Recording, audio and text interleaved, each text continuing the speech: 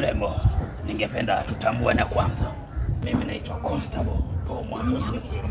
Namba yangu ya usajili ni KJ mkwaju 702 mkwaju 201 mkwaju.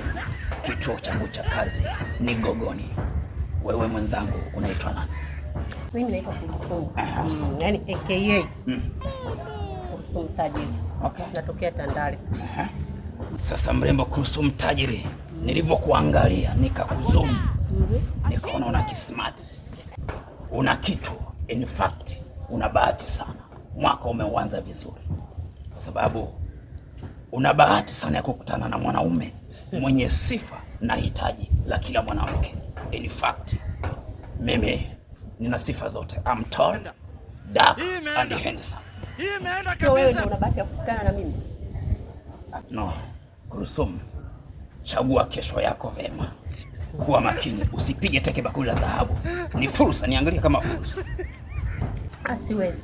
Yaani wewe sio vitu vyangu, sio type yangu kabisa. Siwezi kwa siwezi kuwa na mwanaume kama wewe. Unataka kusema jeshi sio type yako? Alieleweki, halina mbele wala nyuma. Uone kama unazua taharuki.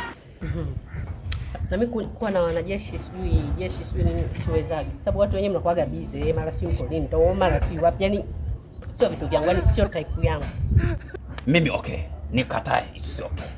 Lakini kwa heshima ya jeshi naomba unikubalie jeshi. Uelewi, yaani wewe pamoja na yaani sikuhitaji kabisa, sio vitu vyangu. Unajua, unaweza kusema labda mimi ni mbinafsi. Mimi nikatae, ila nikubalie jeshi. Nafanya hivi kwa maslahi mapana na mustakabali wa taifa letu ili kuweza kuleta tija. Wewe mzee, si wataki wote, sikutaki, sio vitu vyangu kabisa. Sasa mimi nafikiri Kulthum utachagua.